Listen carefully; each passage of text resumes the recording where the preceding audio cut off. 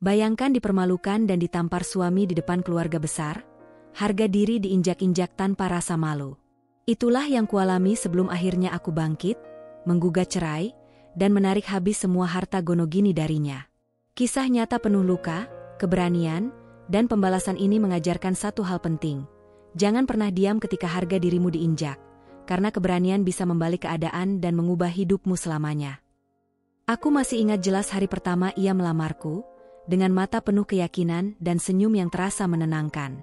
Raka, lelaki yang kelak menjadi suamiku, adalah gambaran sempurna seorang pria yang diidamkan banyak wanita. Mapan, berpendidikan tinggi, sopan terhadap orang tua, dan terlihat begitu mencintai keluarganya. Dari awal pertemuan kami, ia selalu memperlakukan aku seperti ratu. Ia datang ke rumah orang tuaku dengan sopan santun yang membuat ayah dan ibuku langsung jatuh hati. Siapa yang tidak akan terpesona dengan lelaki seperti itu? Di mata orang lain, Raka tampak seperti lelaki sempurna. Pria muda yang sukses dengan usaha kontraktornya, punya rumah sendiri, mobil mewah, dan masa depan yang cerah. Ketika ia melamarku, aku merasa seperti mendapat keajaiban dalam hidupku. Aku, gadis biasa yang bekerja di sebuah kantor kecil, tiba-tiba menjadi wanita paling beruntung di dunia. Begitu pikirku saat itu. Pernikahan kami berlangsung meriah. Semua orang memuji betapa serasi kami. "Kamu perempuan paling beruntung," kata teman-teman kantorku saat melihat foto-foto pernikahan di media sosial. "Lelaki setampan dan sekaya dia pasti akan membahagiakanmu." Aku percaya semua itu. Dalam setiap foto, Raka menggenggam tanganku dengan erat. Tersenyum seakan tidak pernah ada hal yang lebih berharga baginya selain diriku. Namun, kehidupan setelah pernikahan ternyata tidak semanis foto-foto di album kenangan itu. Awalnya, aku bahagia menjalani hari-hari sebagai istri. Raka memintaku berhenti bekerja dengan alasan ia ingin aku fokus pada rumah tangga. "Aku bisa mencukupi semua kebutuhan kita," katanya dengan suara lembut. "Kamu tidak perlu repot-repot kerja. Tugasmu hanya membuat rumah ini nyaman dan mendukung aku." Aku, yang saat itu diliputi rasa cinta dan kagum, menurut saja. Aku menyerahkan surat pengunduran diri ke kantor dan berjanji pada diriku sendiri untuk menjadi istri yang baik. Aku belajar memasak dengan serius, menata rumah agar selalu rapi, bahkan ikut mengurus keuangan rumah tangga meskipun semua sumbernya dari rekening Raka. Hari-hari pertama pernikahan kami berjalan hangat. Raka sering membawakanku bunga, mengajak makan malam di restoran mewah, dan membicarakan rencana masa depan kami.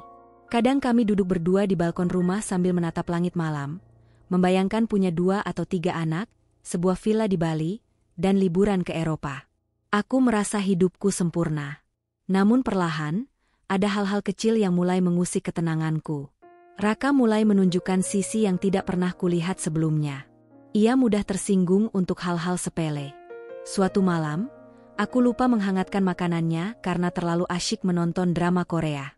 Saat ia pulang kerja, ia meletakkan sendok dengan suara keras dan berkata, "Kamu itu ngapain saja seharian di rumah? Masak aja nggak becus." Aku terkejut. Raka yang kukenal selalu berbicara dengan lembut, bahkan pada orang asing. Aku menatapnya dengan bingung, tapi ia sudah pergi ke kamar tanpa menoleh.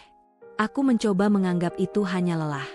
Mungkin hari itu ia sedang banyak masalah di kantor. Tapi kejadian serupa mulai sering terjadi. Ketika aku salah menaruh kemejanya, ia mengomel panjang lebar. Pernah juga ia memecahkan gelas di dapur, karena kesal makanan yang kumasak terlalu asin. Awalnya, aku berpikir itu wajar, pernikahan tidak selalu indah, begitu nasihat ibuku dulu. Jadi aku menelan rasa sakit itu, berpikir bahwa jika aku bersabar, semua akan kembali seperti dulu. Raka juga mulai sering mengatur segala sesuatu tentangku, dari cara berpakaian hingga dengan siapa aku boleh berteman. "Kamu gak perlu temenan sama mereka lagi," katanya ketika aku ingin bertemu teman-teman lamaku. "Ngapain kumpul-kumpul? Itu cuma buang-buang waktu." Aku mengiyakan saja. Aku terlalu takut membuatnya marah. Aku terlalu ingin mempertahankan bayangan rumah tangga bahagia yang dulu ada di kepalaku. Ada satu kejadian yang seharusnya membuatku sadar lebih awal. Waktu itu kami menghadiri acara ulang tahun keponakannya. Aku yang sedang terburu-buru berdandan tak sengaja menjatuhkan dasi Raka ke lantai. Ia menatapku dengan mata tajam, lalu menarik dasi itu dari tanganku dengan kasar. "Kamu ini nggak becus banget, ya?" katanya dengan suara pelan tapi penuh amarah. Aku hanya terdiam, merasa jantungku berdegup kencang. Wajahnya berubah dari ramah menjadi asing, seakan aku berhadapan dengan orang lain. Namun, begitu melihat tatapan bingung dari saudara-saudaranya, ia kembali tersenyum seakan tidak terjadi apa-apa. Di perjalanan pulang, aku mencoba membuka pembicaraan. "Raka, tadi kamu..." "Sudahlah," potongnya. "Kamu yang bikin aku malu. Lain kali jangan ceroboh." Dan aku diam. Malam-malamku dipenuhi pertanyaan. Apakah aku salah menikah? Apakah cinta ini hanya ilusi? Namun setiap kali ia meminta maaf dengan memberikan hadiah atau mengajakku makan malam, aku luluh lagi. "Aku cuma capek," katanya suatu malam sambil memelukku. "Aku sayang kamu, kok. Aku ingin percaya. Aku ingin meyakini bahwa lelaki yang menatapku lembut di pelaminan dulu masih ada. Tapi semakin lama, aku merasa diriku perlahan menghilang. Aku bukan lagi wanita ceria yang dulu bisa tertawa lepas dengan teman-temanku. Aku menjadi sosok yang selalu takut membuat kesalahan, selalu berhati-hati dengan setiap kata dan gerakanku. Aku mulai merindukan diriku yang dulu. Di balik semua itu, satu hal yang paling kutakuti adalah tatapan matanya ketika marah. Tatapan itu seperti bara api yang siap membakar habis kepercayaanku pada cinta. Namun aku masih bertahan, membohongi diri sendiri dengan keyakinan bahwa semua pasangan pasti punya masalah. Aku yakin jika aku cukup sabar, semuanya akan baik-baik saja. Aku tidak tahu bahwa itu hanyalah awal dari badai besar yang akan datang. Hari-hari setelah peristiwa di pesta ulang tahun keponakannya menjadi titik balik dalam hidupku. Raka tidak lagi berusaha menyembunyikan amarahnya. Kata-kata kasarnya kini datang tanpa jeda, seperti hujan deras yang menghantam jiwaku. "Lihat kamu, bahkan menyetrika baju pun nggak bisa rapi. Gimana kalau ada orang yang lihat?" bentaknya suatu pagi ketika aku sedang menyiapkan kemeja kerja untuknya. Aku hanya menunduk, menggigit bibir agar air mataku tidak tumpah.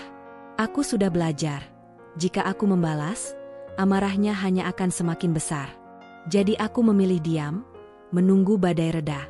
Namun badai itu tidak pernah benar-benar reda. Raka mulai sering melontarkan komentar yang membuatku merasa kecil dan tak berarti. "Kamu tuh kerjaan di rumah cuma apa? Masak, nyapu, itu aja nggak becus. Kalau bukan aku yang cari duit, kamu mau makan apa?" katanya sambil menatapku sinis suatu malam. Aku tidak pernah menyangka bahwa lelaki yang dulu dengan manis berjanji akan selalu melindungi dan menghormatiku, kini menjadi orang yang meruntuhkan harga diriku setiap hari. Aku mencoba berbicara, berusaha menjelaskan bahwa aku sedang beradaptasi, bahwa menjadi istri bukanlah hal yang mudah bagiku. Namun Raka tidak pernah mau mendengar. "Jangan banyak alasan. Kalau nggak mau dibilang nggak becus, buktikan aja," katanya tegas, dengan nada yang menusuk hati. Aku pun menelan setiap rasa sakit itu, berharap suatu hari ia akan kembali menjadi lelaki yang kucintai dulu. Raka juga semakin sering membandingkanku dengan ibunya. "Mama nggak pernah salah masak kayak kamu. Mama itu rapi, pinter, nggak pernah nyusahin papa," katanya dengan nada dingin. Setiap kali ia mengatakan itu, aku merasa tidak pernah cukup, seolah aku harus menjadi replika sempurna dari ibunya agar layak dicintai. Aku mulai meragukan diriku sendiri. Setiap hari aku bertanya, apa aku memang istri yang buruk? Apa aku memang tidak pantas untuknya? Tekanan dari keluarga besar Raka membuat segalanya semakin berat. Suatu hari, kami diundang makan malam di rumah mertua. Aku sudah menyiapkan diriku sebaik mungkin, memakai kebaya lembut warna krem, merias wajah dengan sederhana, dan menata rambutku dengan rapi. Tapi baru saja aku duduk di ruang makan, salah satu tantenya berbisik di telingaku. "Kamu kurusan, ya? Jangan bikin Raka malu, loh. Istri harus kelihatan sehat dan cantik." Aku hanya bisa tersenyum tipis. Raka mendengar bisikan itu tapi tidak membelaku. Sebaliknya, ia malah ikut mengkritikku di depan semua orang. "Iya, tuh. Aku udah bilang dia harus lebih pinter ngurus badan. Jangan males olahraga," ujarnya sambil tertawa. Semua orang ikut tertawa. Sementara aku hanya menunduk, menahan air mata agar tidak jatuh. Keluarga besar Raka sering memuji betapa luar biasanya Raka. Bagiku, ia memang luar biasa, tapi dalam hal membuatku merasa tidak berharga. Raka itu pinter banget cari duit. Kamu beruntung banget dapat dia. Istri harus ngerti diri, jangan bikin repot, kata bibinya suatu kali. Aku mengangguk, pura-pura tersenyum. Dalam hatiku, aku menjerit. Aku berusaha keras menjadi istri, sempurna, seperti yang mereka inginkan. Aku bangun pagi lebih cepat, memastikan sarapan Raka selalu rapi di meja. Aku belajar masakan baru, menata rumah seperti hotel, bahkan menahan diri untuk tidak mengeluh meskipun tubuhku lelah. Tapi tetap saja, selalu ada yang salah di mata Raka. Kamu gak bisa bikin rumah ini kayak mama bikin rumah papa. Kamu gak belajar apa-apa dari mama, ya? Katanya suatu malam. Aku hanya diam, menunduk. Dalam diam itu, aku merasakan hatiku pelan-pelan hancur. Setiap malam aku menangis di kamar mandi, satu-satunya tempat di rumah di mana aku bisa bebas menumpahkan kesedihan tanpa takut dilihatnya. Aku menangis bukan hanya karena sakit hati, tapi karena aku mulai kehilangan diriku sendiri. Aku yang dulu penuh tawa, kini hanya menjadi bayangan wanita yang selalu ketakutan. Aku mencoba bercerita pada ibuku, tapi beliau hanya berkata, "Sabar ya, nak. Semua rumah tangga pasti ada ujiannya. Ibu dulu juga gitu, tapi lama-lama ayahmu berubah." Aku ingin percaya, tapi di lubuk hati, ada suara kecil yang berkata, "Apa benar aku harus sabar sampai kapanpun?" Suatu malam, aku memberanikan diri bicara pada Raka. "Raka, apa aku kurang baik jadi istri?" tanyaku pelan. Ia menoleh dengan tatapan tajam. "Kamu nanya gitu karena kamu merasa udah cukup baik? Kamu itu cuma ada di rumah, tapi gak pernah bikin aku bangga. Kamu tuh cuma numpang hidup dari kerja keras aku." Kata-kata itu terasa seperti pisau yang menembus dada. Aku ingin membalas, ingin berteriak bahwa aku telah meninggalkan pekerjaanku, teman-temanku, dan sebagian hidupku demi dia. Tapi yang keluar dari bibirku hanya suara lirih. "Maaf." Aku tahu, sejak saat itu, luka di hatiku semakin dalam. Tekanan dari keluarga besarnya semakin menjadi-jadi. Aku tidak pernah merasa cukup di mata mereka. Setiap pertemuan keluarga selalu penuh komentar pedas tentang cara berpakaian, cara bicara, bahkan cara aku duduk. "Kamu jangan ngomong banyak, ya? Nanti kelihatan gak sopan," bisik Raka di suatu acara keluarga. "Cukup senyum aja. Jangan bikin malu." Aku pun menuruti, menjadi boneka cantik yang hanya tersenyum tanpa suara. Tapi setiap kali pulang ke rumah, aku menangis. Karena aku merasa sudah kehilangan diriku sendiri. Aku mulai menulis di buku harian, mencoba menumpahkan rasa sakit yang tak bisa kuucapkan pada siapapun. Dalam buku itu, aku menulis, "Aku mencintai Raka, tapi mengapa aku merasa semakin terjebak? Apakah cinta seharusnya membuat seseorang merasa seperti tawanan? Aku rindu diriku yang dulu. Aku rindu kebebasan. Tapi aku takut kehilangan semuanya." Aku tidak tahu bahwa luka ini hanyalah permulaan. Luka yang selama ini kusembunyikan di balik senyum palsu, kelak akan memaksa aku untuk melawan. Hari itu seharusnya menjadi malam yang menyenangkan. Keluarga besar Raka merayakan ulang tahun pernikahan ke-35 orang tuanya. Semua orang hadir. Kakek nenek, paman, bibi, sepupu, bahkan teman-teman lama keluarga yang jarang kutemui. Raka memintaku untuk tampil sempurna malam itu. "Kamu jangan bikin malu aku, ya?" katanya pagi itu dengan nada perintah. "Pakai gaun yang kupilihkan, jangan macam-macam. Dan tolong, jaga sikap di depan mereka." Aku hanya mengangguk. Sudah biasa bagiku mendengar Raka bicara dengan nada seperti itu. Aku mencoba menepis perasaan tidak enak yang mulai merayapi dadaku. Ini hanya makan malam keluarga, pikirku.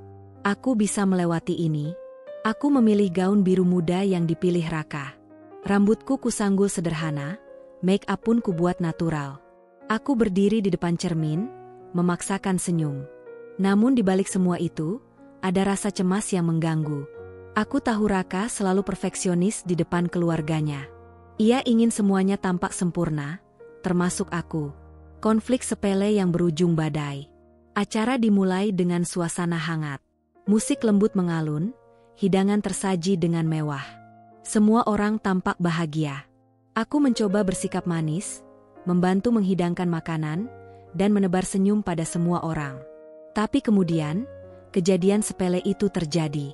Aku sedang membantu mengatur piring ketika tanganku tak sengaja menyenggol gelas kristal yang diletakkan di tepi meja. Gelas itu jatuh dan pecah. Suara pecahannya terdengar jelas, menghentikan percakapan semua orang. Aku langsung terdiam, wajahku memerah. Maafkan aku, ucapku cepat, berjongkok untuk memungut pecahannya. Namun sebelum aku sempat memungut serpihan itu, suara Raka terdengar keras dan menusuk telinga. Kamu itu nggak pernah hati-hati, ya? Gimana sih? Malu banget di depan semua orang. Aku terpaku. Semua mata tertuju pada kami. Raka, maaf. Aku tidak sengaja, jawabku lirih, suaraku hampir tak terdengar. Tapi Raka tidak berhenti. Tidak sengaja? Kamu tuh selalu aja bikin kesalahan. Nggak pernah bisa bikin aku bangga. Dasar ceroboh. Aku merasakan perih di mataku, tapi aku mencoba tetap tenang. Raka, tolong, jangan di depan semua orang. Bisikku, berharap ia akan sadar. Dan saat itulah, sesuatu yang tak pernah kubayangkan terjadi. Tanpa berpikir panjang, Raka mengangkat tangannya dan menampar pipiku. Kejadian yang membekas. Tamparan itu begitu keras hingga aku terhuyung mundur. Suara tamparan itu seakan menggema di ruangan yang tiba-tiba menjadi sunyi. Semua orang membeku. Aku hanya berdiri, memegangi pipiku yang terasa panas, tidak percaya apa yang baru saja terjadi. Di hadapan seluruh keluarganya, harga diriku hancur. Aku tidak pernah merasa sehina ini. Beberapa sepupu Raka tampak terkejut. Salah satu bibinya mendekat dan berusaha menenangkan keadaan. Raka, jangan begitu. Ini tamu, jangan ribut di sini, ucapnya pelan. Tapi Raka masih menatapku dengan mata penuh amarah. Kamu itu bikin aku malu. Bahkan hal kecil aja nggak bisa kamu lakukan dengan benar. Aku ingin berteriak, ingin membela diri, tapi kata-kata itu terjebak di tenggorokanku. Aku hanya bisa menatapnya dengan mata berkaca-kaca. Ini orang yang dulu bilang akan melindungiku? Ini orang yang kucintai? Malam itu, aku duduk di pojok ruangan dengan wajah menunduk. Tidak ada yang benar-benar membelaku. Beberapa hanya mencoba menenangkan Raka, beberapa lagi sibuk mengalihkan pembicaraan. Tapi bagiku, semuanya sudah berubah. Rasa malu yang membakar. Dalam perjalanan pulang, suasana mobil begitu hening. Raka menyetir dengan wajah dingin. Aku memandang keluar jendela, menahan air mata yang ingin jatuh. Kenapa kamu diam? Tanyanya dengan nada ketus. Aku tidak menjawab. Kamu merasa aku salah? Kalau kamu nggak ceroboh, semua itu nggak akan terjadi. Aku akhirnya menoleh, menatapnya dengan mata yang masih basah. Raka, kamu sadar nggak? Kamu sudah menamparku di depan keluargamu? Kamu injak harga diriku di depan semua orang. Raka mendengus. Ah, lebay. Itu cuma tamparan kecil. Jangan bertingkah seakan aku monster. Kata-kata itu membuatku semakin sakit. Tamparan itu nggak kecil. Raka, kamu nggak cuma tampar pipiku, kamu tampar hatiku, harga diriku. Aku nggak nyangka kamu bisa setega itu. Raka tidak menjawab. Ia hanya menatap jalan dengan wajah kesal. Aku tahu, malam itu kami telah melewati garis yang tidak bisa kembali seperti semula. Patah yang tak bisa disembuhkan. Setibanya di rumah, aku langsung masuk kamar dan mengunci pintu. Aku menangis sejadi-jadinya. Menangis bukan hanya karena tamparan itu, tapi karena aku sadar bahwa aku sudah tidak aman lagi di rumah tanggaku sendiri. Aku menatap wajahku di cermin. Pipi kananku memerah. Ini bukan pernikahan yang kuimpikan, bisikku pada diri sendiri. Di tengah tangis, sebuah kesadaran muncul, aku tidak bisa terus seperti ini. Aku tidak boleh diam. Tapi saat itu, aku belum tahu bagaimana caranya melawan. Yang kupunya hanya luka, rasa malu, dan amarah yang terpendam. Aku hanya tahu satu hal, aku tidak akan pernah melupakan malam ini. Malam di mana suamiku menamparku di depan keluarganya sendiri, seakan aku bukan istrinya, tapi hanya benda tak berharga. Malam itu, setelah Raka menamparku di depan keluarganya, aku duduk sendirian di sudut kamar, memeluk lutut, dan merasakan sakit yang tidak bisa kuungkapkan dengan kata-kata. Pipiku yang memerah seakan terus berdenyut, bukan hanya karena tamparan fisik, tetapi juga karena rasa malu dan penghinaan yang menggerogoti hatiku. Aku menangis, tapi air mata itu tidak membawa kelegaan. Rasanya seperti tangis yang terperangkap di dalam dada, berat, membeku, dan membunuh sedikit demi sedikit bagian dari diriku yang dulu penuh percaya diri. Bagaimana aku bisa membiarkan ini terjadi? Mengapa aku tidak melawan? Pertanyaan itu terus berputar di kepalaku. Tatapan menghakimi dari keluarga besar. Sehari setelah kejadian itu, telepon rumah berbunyi. Itu adalah Bibi Raka. "Dian," suaranya terdengar datar. "Kamu harus lebih hati-hati kalau di rumah keluarga. Jangan bikin suasana jadi nggak enak kayak kemarin. Raka itu anak baik. Dia cuma emosi sesaat. Kamu jangan bikin dia tambah marah." Aku terdiam, mencoba menelan kata-kata itu. "Bibi, tapi..." "Tidak ada tapi. Kamu istri, kamu harus bisa ngerti suami. Apalagi di depan keluarga besar, kita semua jadi malu." Telepon itu berakhir tanpa aku sempat menjelaskan apapun. Yang tertinggal hanyalah rasa bersalah yang sebenarnya tidak seharusnya kualami. Bukan hanya Bibi Raka. 2 hari kemudian, saat aku mengantar makanan ke rumah mertua, aku mendengar tante lain berbisik pada yang lain. "Kasihan Raka, ya. Istrinya itu kayaknya nggak bisa ngurus rumah tangga. Pantas dia emosi." Aku pura-pura tidak mendengar, tapi telingaku panas dan jantungku serasa diremas. Sunyi yang menghancurkan. Yang lebih menyakitkan bukan hanya hinaan, tapi juga diamnya sebagian anggota keluarga besar Raka. Tidak ada yang benar-benar membelaku malam itu. Mereka hanya menunduk, berpura-pura tidak melihat, seolah tamparan itu adalah sesuatu yang wajar. Aku tahu beberapa dari mereka mungkin merasa kasihan, tapi tidak ada yang punya keberanian untuk berkata bahwa Raka salah. Di mata mereka, aku hanyalah seorang istri yang harus menanggung semua ini demi menjaga nama baik suami. Setiap kali aku mengingat kejadian malam itu, aku ingin menjerit. Aku ingin marah pada semua orang yang diam, pada semua orang yang menganggap kejadian itu normal. Luka yang tidak terlihat. Sejak malam itu, aku mulai takut pada suara langkah Raka, pada nada suaranya yang keras, bahkan pada keheningan rumah kami. Setiap kali pintu rumah terbuka dan Raka masuk, tubuhku refleks menegang. Aku sering terbangun di tengah malam, mimpi buruk menghantuiku. Dalam mimpi itu, Raka menamparku lagi dan lagi di depan semua orang, sementara mereka hanya menatap dengan mata kosong. Aku tidak berani menceritakan kejadian itu pada orang tuaku. Ibu mungkin hanya akan berkata, "Sabar ya, nak. Semua suami pasti ada marahnya." Tapi batinku menjerit, ini bukan sekadar marah. Ini penghinaan. Mulai menyadari kebenaran yang pahit. Suatu siang, aku duduk di teras rumah sambil memandangi jemuran yang bergoyang di terpa angin. Entah mengapa, aku teringat pada diriku yang dulu.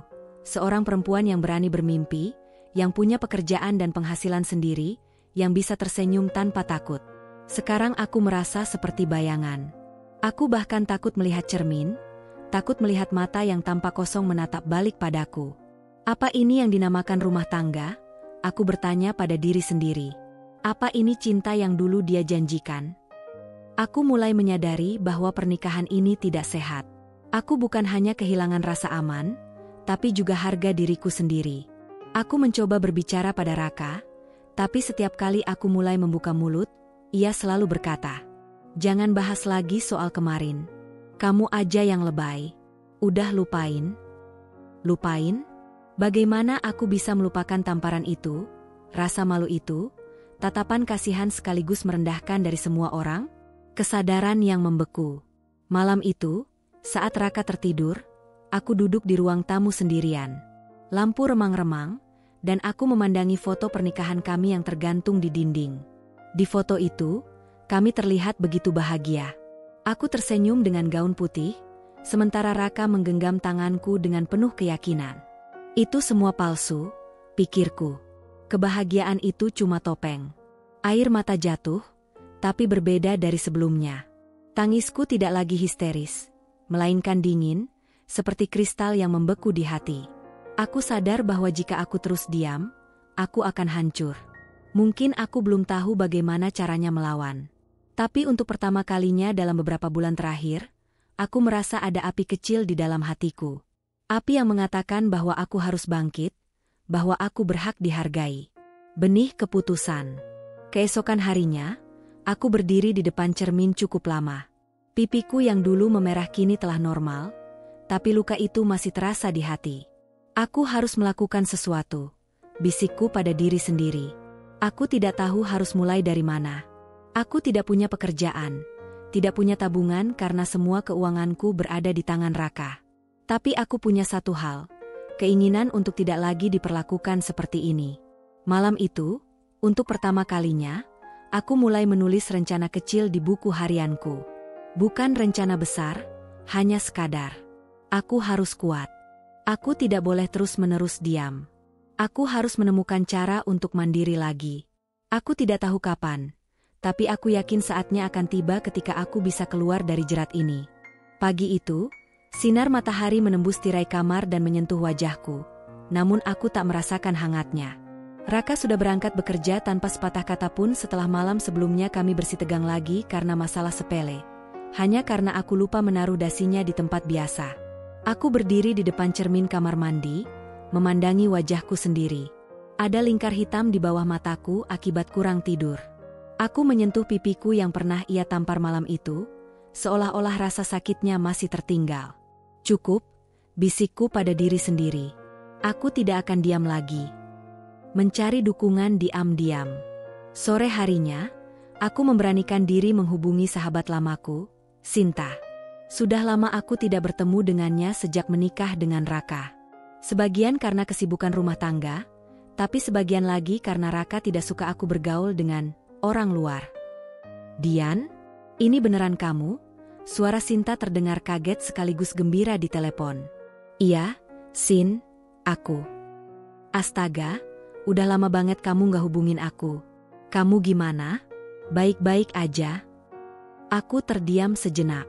Ingin rasanya menjawab, baik-baik saja, tapi tenggorokanku tercekat. Aku gak tahu harus cerita dari mana. "Bisa kita ketemu?" Sinta setuju tanpa banyak tanya. Kami janjian di sebuah kafe kecil di dekat rumahnya. Ketika aku tiba, Sinta langsung memelukku erat. "Kamu kurusan banget, Dian. Ada apa?" tanyanya dengan mata penuh khawatir. Di meja kafe, itulah untuk pertama kalinya aku membongkar semua rasa sakit yang selama ini kupendam. Tentang Raka yang temperamental, tentang tamparan di depan keluarga besar, tentang aku yang merasa sendirian. Sinta menggenggam tanganku. "Kamu gak boleh terus kayak gini, Dian. Kamu harus cari bantuan.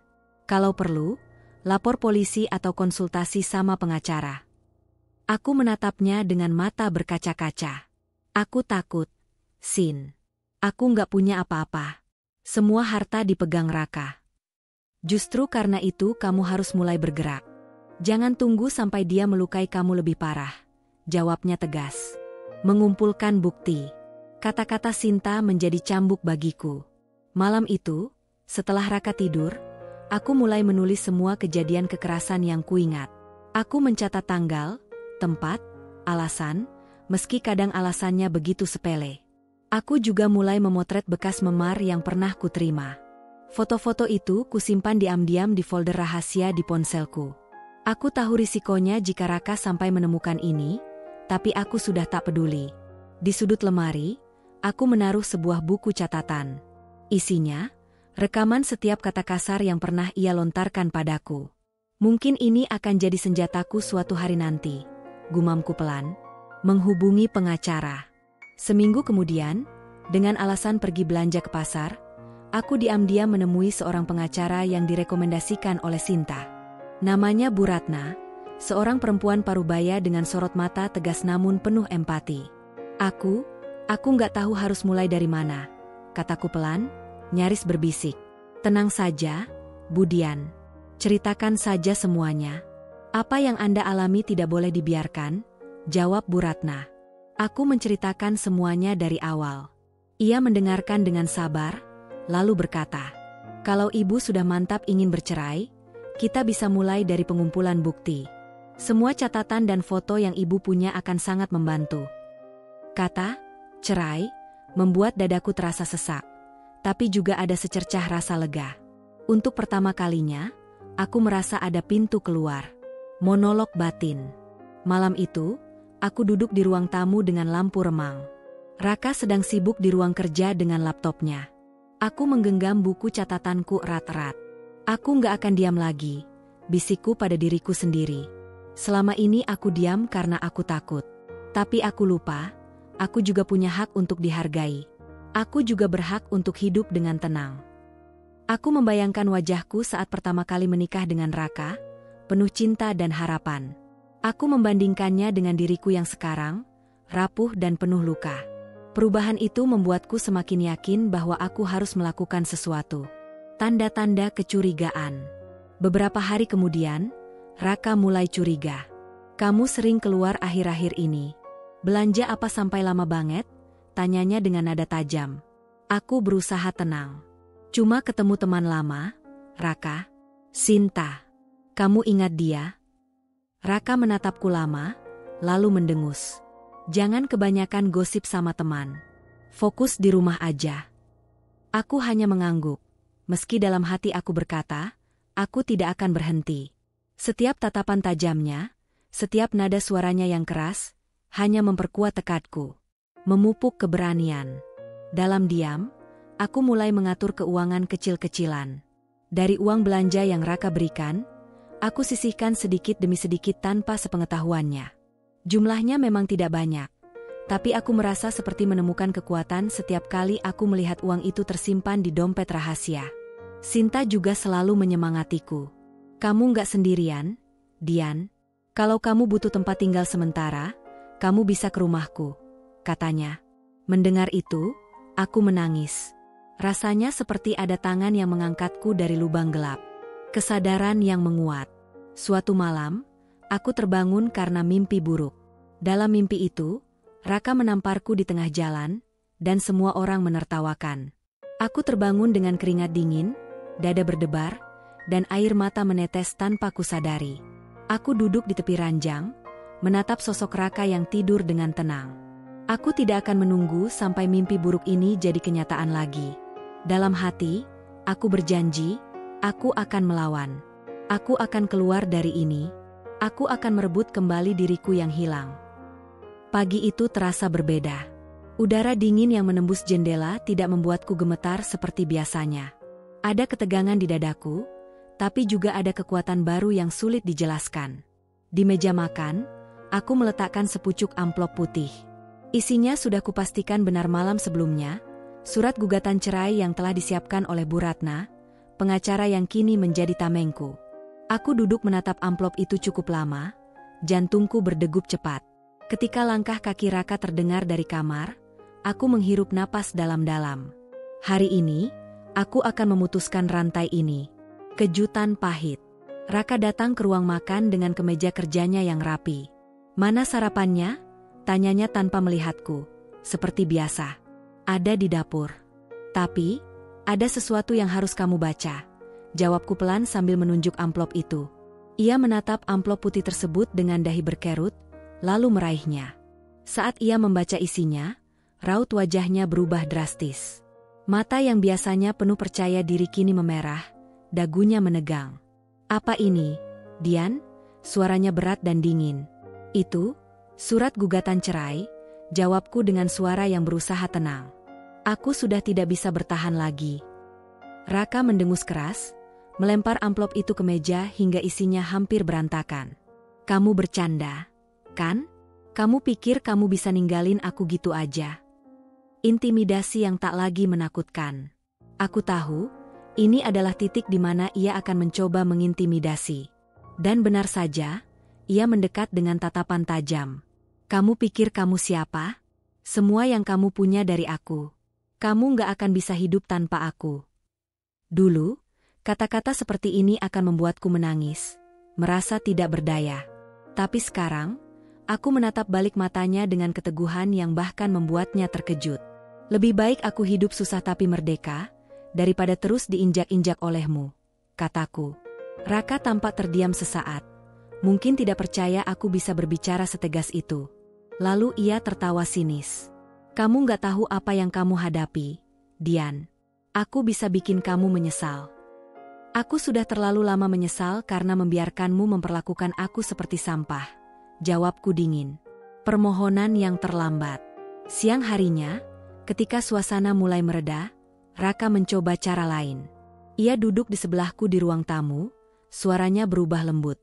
Dian, aku minta maaf. Aku nggak sengaja waktu itu. Aku cuma emosi. Jangan gugat cerai aku, ya? Kita bisa perbaiki semuanya. Aku menatapnya lama, mencari apakah ada ketulusan di sana. Tapi setiap kali aku teringat tamparannya di depan keluarganya, semua luka itu kembali. Maaf, Raka. Aku nggak bisa lagi. Aku sudah terlalu sering dengar kata, maaf. Darimu, tapi sikapmu nggak pernah berubah. Raka menunduk, tapi kemudian wajahnya kembali keras. Kalau kamu nekat, kamu bakal tahu akibatnya. Aku nggak akan tinggal diam. Aku hanya berdiri dan pergi ke kamar. Tidak ada gunanya lagi berbicara. Hatiku sudah bulat. Konflik hukum yang memanas. 2 hari kemudian, surat gugatan resmi diajukan ke pengadilan melalui Bu Ratna. Ketika Raka mendapat panggilan resmi, kemarahannya meledak. Kamu berani banget ngajak aku perang di pengadilan? Kamu pikir kamu bisa menang? Aku nggak peduli menang atau kalah. Aku cuma mau bebas. Jawabku, berusaha menahan getaran di suaraku. Raka mulai mengancam akan merebut semua harta, bahkan mengancam akan membuatku keluar dari rumah tanpa sepeser pun. Tapi aku sudah siap. Semua bukti kekerasanmu sudah kupegang. Kalau kamu mau perang, aku siap, balasku dengan suara pelan tapi tegas. Wajahnya memerah, rahangnya mengeras. Kamu udah gila, Dian? Gila? Teriaknya sebelum membanting pintu dan pergi. Dukungan yang menguatkan. Di tengah semua itu, Sinta selalu ada di sisiku. Ia menemaniku setiap kali aku harus bertemu Bu Ratna untuk mendiskusikan langkah hukum berikutnya. Kamu hebat, Dian. Nggak semua perempuan bisa punya keberanian kayak kamu, katanya suatu sore. Aku tersenyum tipis. Aku nggak merasa hebat, Sin. Aku cuma nggak mau terus jadi korban. Dan itu sudah cukup untuk membuktikan kalau kamu lebih kuat daripada yang kamu kira. Balasnya sambil menggenggam tanganku. Keteguhan hati. Setiap malam, aku duduk di tepi ranjang, memikirkan semua langkah yang telah kuambil. Ada rasa takut, tentu saja. Bagaimana jika Raka benar-benar melawanku habis-habisan? Bagaimana jika keluarga besarnya semakin membenciku? Tapi aku tahu, aku tidak bisa mundur. Aku sudah memulai ini, dan aku akan menyelesaikannya. Bisikku pada diri sendiri. Foto pernikahan kami yang dulu terasa penuh kebahagiaan kini, hanya tampak seperti potret kebohongan. Aku menatapnya, lalu membalikan foto itu menghadap dinding. Ini akhir dari segalanya, dan awal untuk aku yang baru, ucapku lirih. Langkah pertama menuju kebebasan. Malam sebelum sidang pertama, aku berdoa dengan sungguh-sungguh. Untuk pertama kalinya sejak lama, aku merasa ada cahaya kecil di ujung lorong gelap ini. Aku nggak tahu apa yang akan terjadi nanti, tapi aku percaya ini jalan yang benar, kataku pada diriku sendiri. Besok, aku akan berdiri di pengadilan. Aku akan menyuarakan semua yang selama ini kutahan. Dan untuk pertama kalinya dalam bertahun-tahun, aku merasa sedikit lega. Pagi itu, aku duduk di ruang tamu kantor pengacara Bu Ratna dengan tangan yang sedikit gemetar. Setiap kali aku berada di sini, rasanya seperti berhadapan dengan sisi lain dari diriku, versi diriku yang lebih kuat, lebih berani, dan tak mau menyerah. Bu Ratna duduk di depanku dengan tumpukan dokumen di tangannya, wajahnya serius tapi penuh keyakinan. Bu Dian, katanya, saya sudah pelajari semua aset atas nama suami Anda. Dan berdasarkan hukum, sebagian besar aset itu masuk kategori harta gono gini. Jadi, Ibu berhak mengajukan klaim atas harta-harta tersebut. Aku mengangguk pelan, mencoba mencerna. Berarti, aku nggak akan keluar dengan tangan kosong. Tentu tidak. Kita punya bukti pernikahan, dan secara hukum, semua yang diperoleh selama pernikahan adalah milik bersama, kecuali ada perjanjian pranikah. Ada? Aku menggeleng. Tidak ada. Bu Ratna tersenyum tipis. Bagus. Itu artinya kita punya pijakan kuat. Suami Anda mungkin merasa punya kekuasaan, tapi hukum berpihak pada kebenaran. Kita juga akan sertakan bukti kekerasan verbal dan fisik yang Anda alami. Itu akan memperkuat posisi kita. Strategi Bu Ratna. Selama 2 jam, Bu Ratna menjelaskan langkah-langkah yang akan diambil. Dia berbicara dengan tenang, seperti seorang jenderal yang merancang strategi perang. Kita akan mulai dengan inventarisasi aset. Rumah, mobil, rekening bank, bahkan saham-saham atas nama dia. Semua itu kita hitung. Dan kalau dia berusaha memindahkan atau menyembunyikan aset, kita punya jalur hukum untuk mengusutnya. Aku mendengarkan dengan mata berbinar, rasa takutku perlahan digantikan oleh harapan.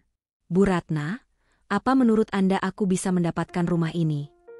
Kalau bisa dibuktikan rumah ini dibeli setelah kalian menikah, besar kemungkinan kamu bisa mendapatkannya atau setidaknya setengahnya.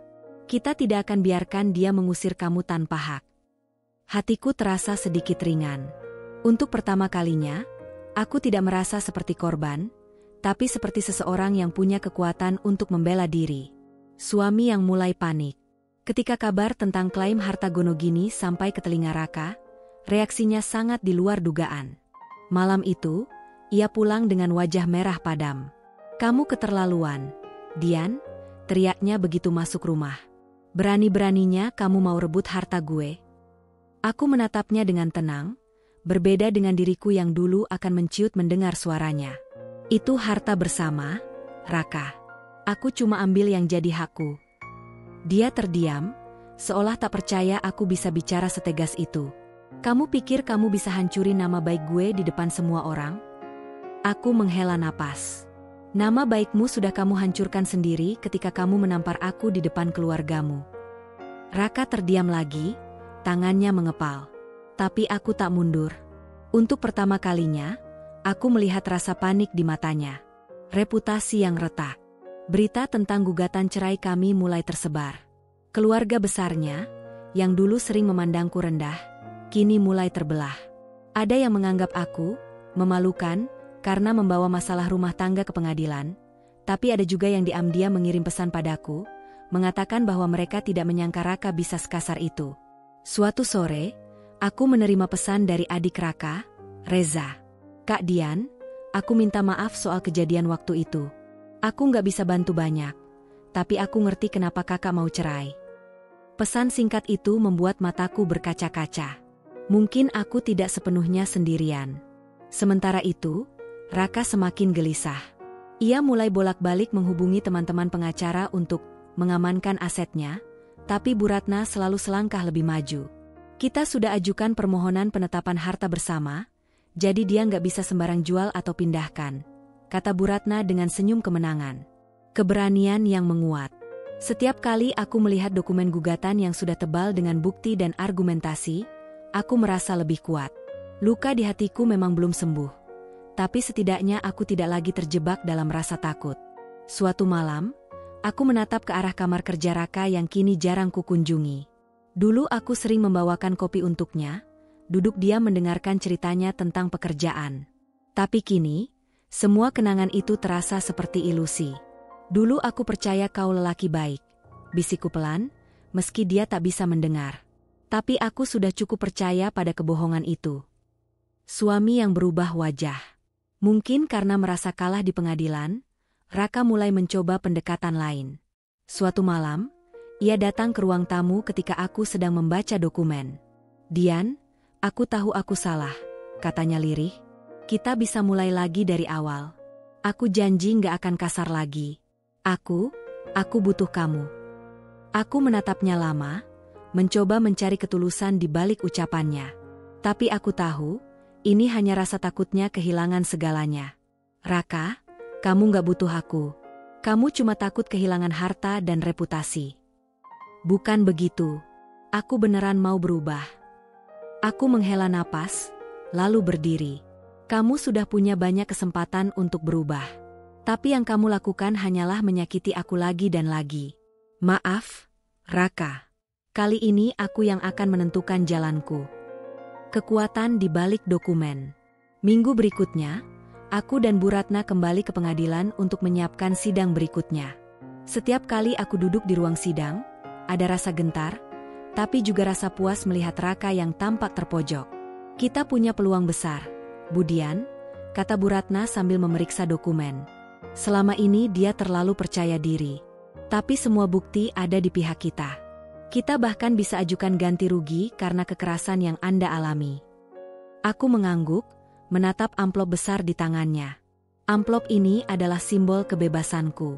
Langkah ke depan. Di perjalanan pulang, aku menatap langit sore yang berwarna oranye keemasan. Ada rasa lelah, tapi juga ada rasa lega. Ini baru permulaan, kataku dalam hati.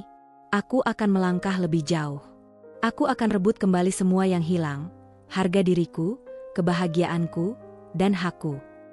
Aku tahu, perjalanan ini belum selesai. Tapi aku tidak lagi merasa sendirian.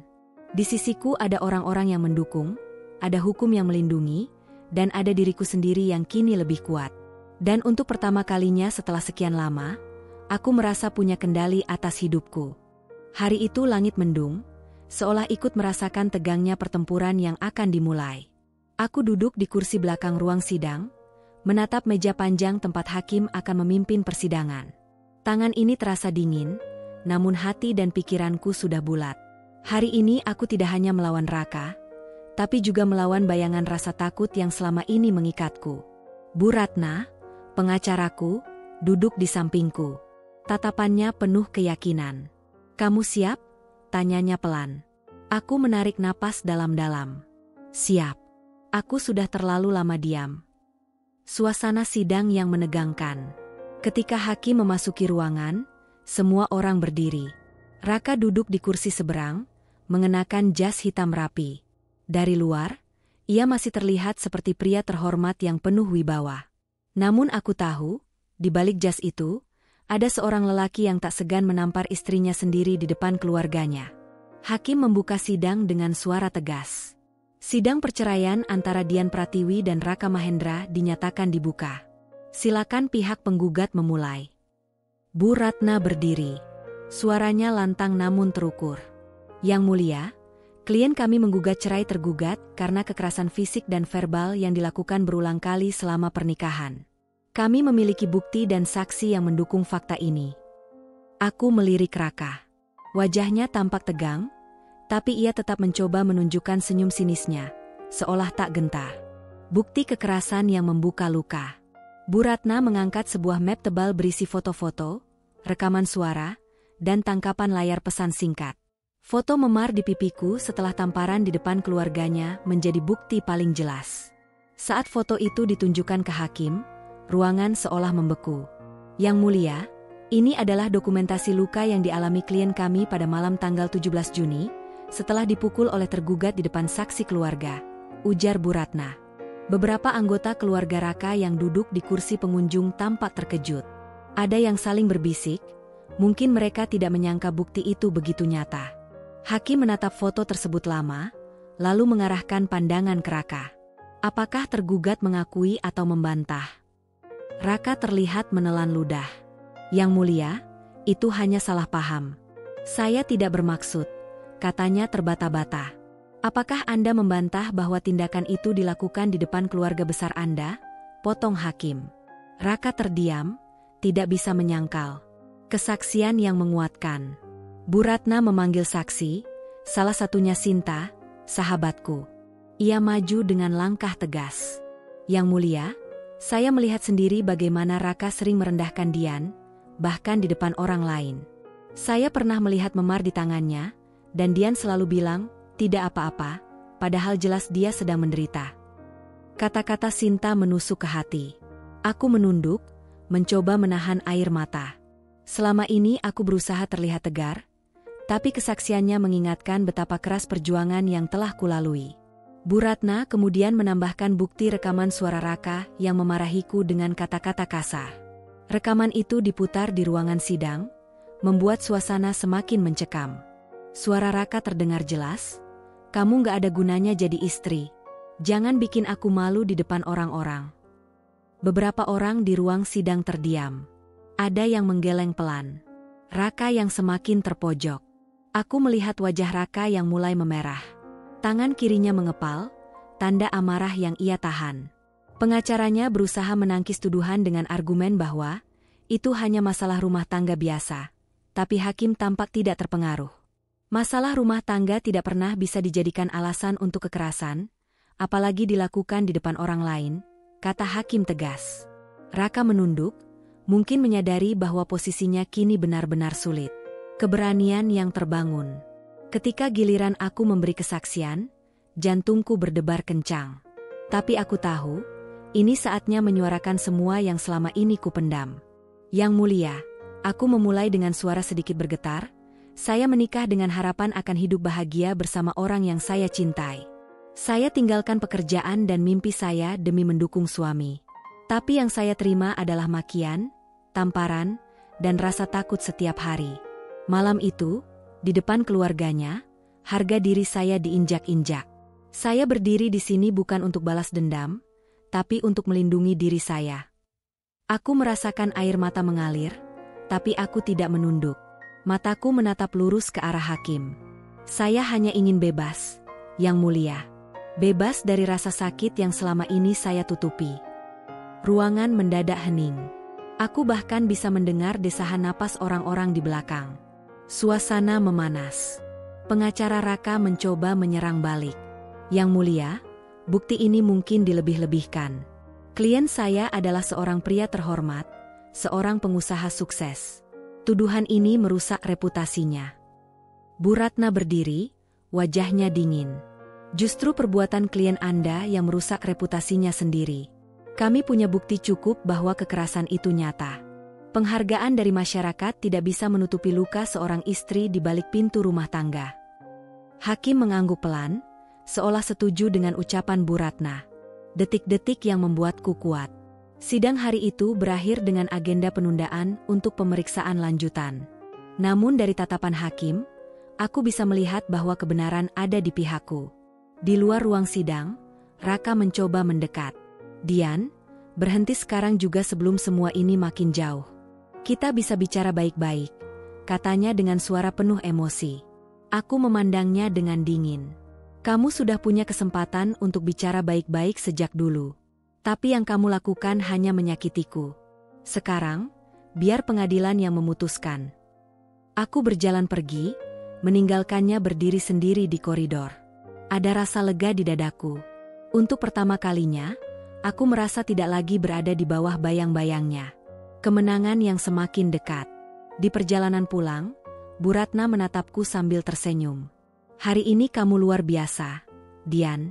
Hakim bisa melihat kekuatan dan kebenaran dari kata-katamu. Kita semakin dekat dengan kemenangan. Aku hanya mengangguk, menatap keluar jendela mobil. Di luar, hujan turun pelan, seperti mencuci semua luka lama. Ini belum akhir, kataku pada diri sendiri. Tapi aku sudah tak takut lagi. Aku siap menghadapi pertempuran terakhir. Hari itu, ruang sidang dipenuhi ketegangan yang tak terucapkan. Semua mata tertuju pada hakim yang tengah membuka berkas putusan.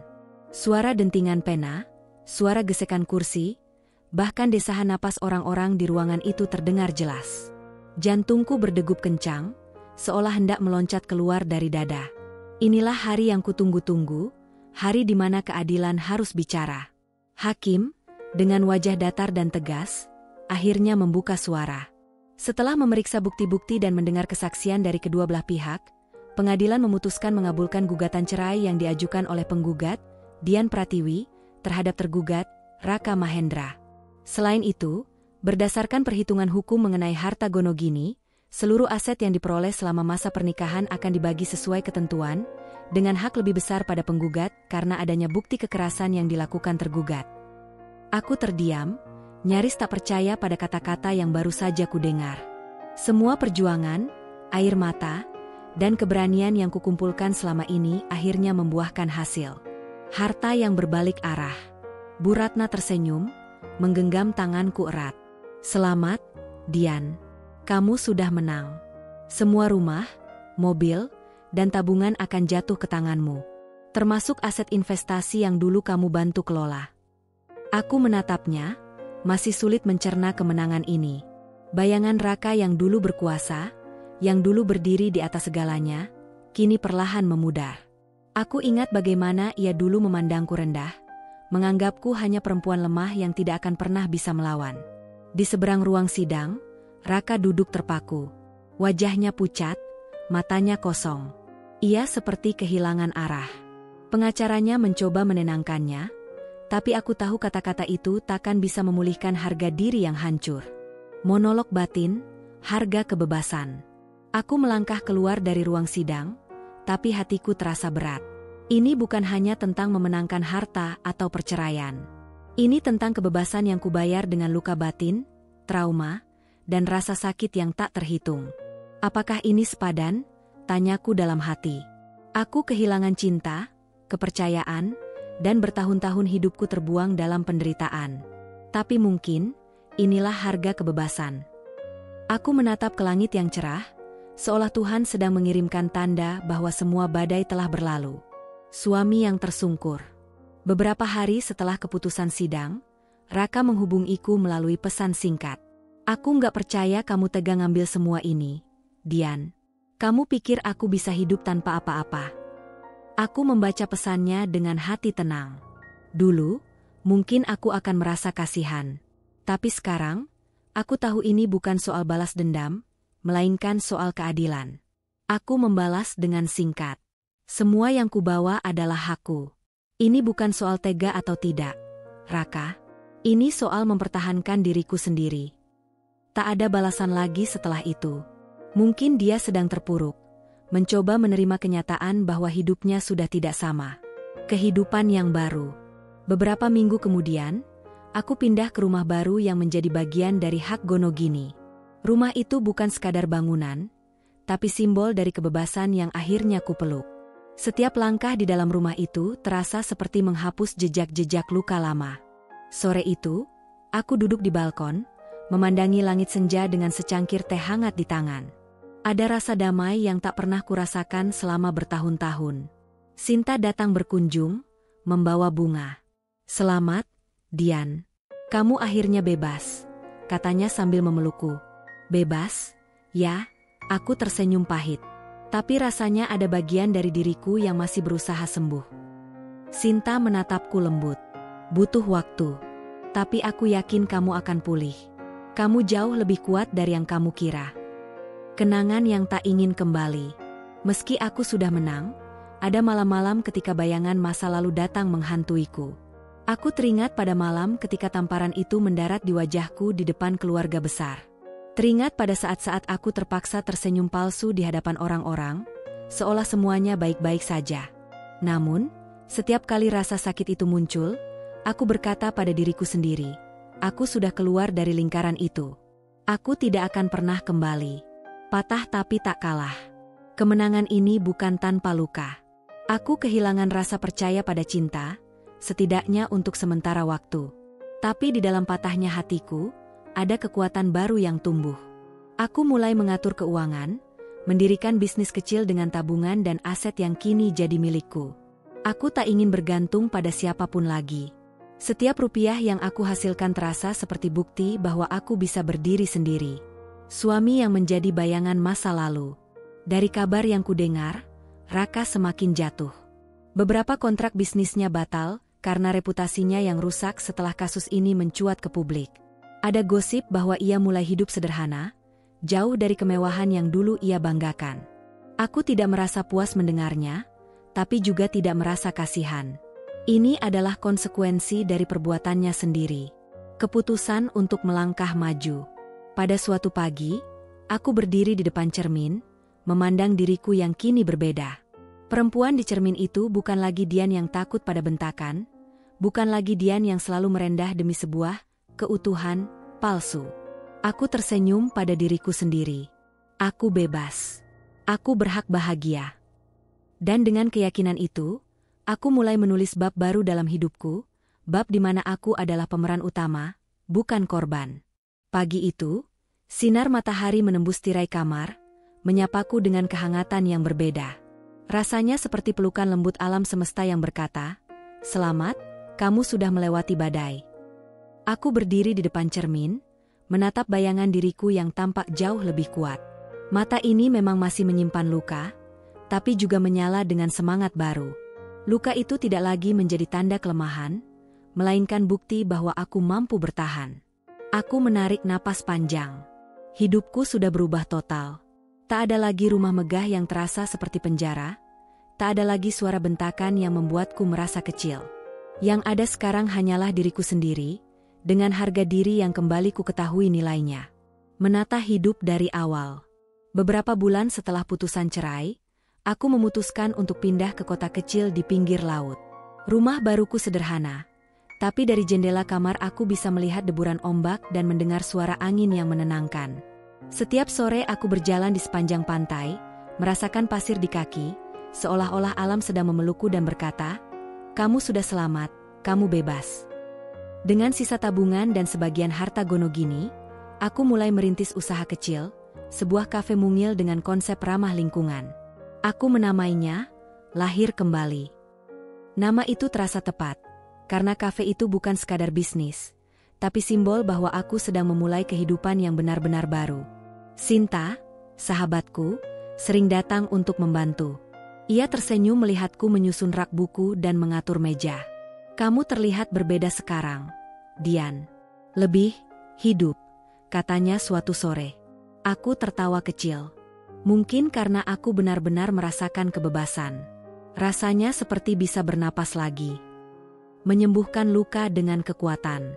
Meskipun aku sudah bebas, perjalanan untuk menyembuhkan diri tidak mudah.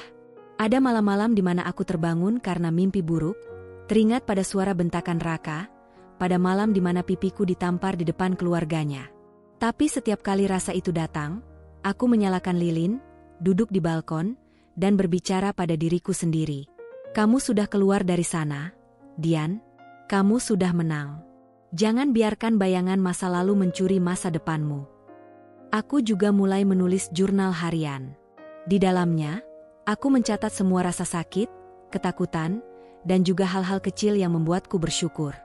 Menulis menjadi terapi, mengubah luka menjadi pelajaran, mengubah air mata menjadi kekuatan. Harga diri yang kutemukan kembali. Sebelum semua ini terjadi, aku sering merasa diriku tidak berharga. Aku rela meninggalkan pekerjaanku, mimpi-mimpiku, hanya demi membahagiakan suami yang pada akhirnya menginjak harga diriku. Kini, aku sadar, harga diriku bukan ditentukan oleh siapa aku menikah, tapi oleh keberanianku untuk berdiri tegak meskipun dunia menekan. Suatu sore, aku duduk di kafe sambil melihat pelanggan menikmati kopi dan roti buatan sendiri. Aku merasa bangga. Semua ini adalah hasil kerja keras tanganku, bukan dari siapapun. Dulu aku takut hidup sendiri, gumamku pelan, tapi ternyata, hidup sendiri bisa jadi lebih damai daripada hidup bersama orang yang salah. Pesan untuk diriku sendiri. Aku tahu, di luar sana, ada banyak perempuan yang mungkin berada di posisi seperti aku dulu. Terjebak dalam hubungan yang penuh kekerasan, tapi memilih diam karena takut atau merasa tak punya pilihan. Aku ingin berteriak pada mereka, "Jangan diam. Jangan biarkan harga dirimu diinjak." Keberanian memang menyakitkan di awal, tapi itu satu-satunya jalan menuju kebebasan. Kadang, aku membayangkan diriku yang dulu datang ke kafe ini dan duduk di depanku. Aku akan berkata pada dia, "Terima kasih sudah bertahan sejauh ini. Sekarang, saatnya kamu hidup untuk dirimu sendiri." Pertemuan dengan diri yang baru. Suatu pagi, aku melihat bayangan diriku di kaca kafe saat sedang membersihkan meja. Ada perempuan yang berdiri dengan kepala tegak, mata yang penuh semangat, dan senyum yang tulus. Perempuan itu adalah aku, tapi bukan aku yang dulu. Aku adalah versi yang lebih kuat, lebih berani, dan lebih mencintai diri sendiri. Aku merasa seolah-olah aku benar-benar terlahir kembali. Aku bukan lagi korban. Aku adalah penyintas. Masa depan yang kutatap dengan percaya diri. Kini aku tidak takut pada masa depan. Aku tak peduli jika aku harus berjalan sendirian untuk sementara waktu. Karena aku tahu, aku bisa berdiri di atas kakiku sendiri.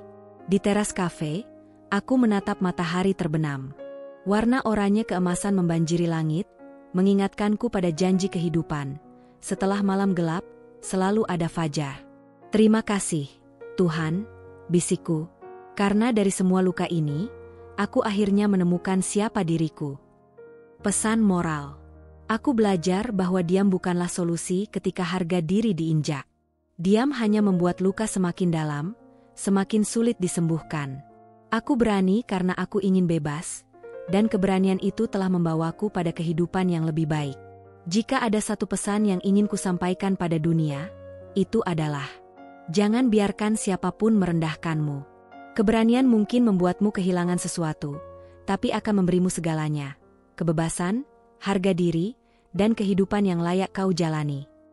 Hari ini, aku bisa berdiri di sini dan berkata dengan penuh keyakinan, aku lahir kembali.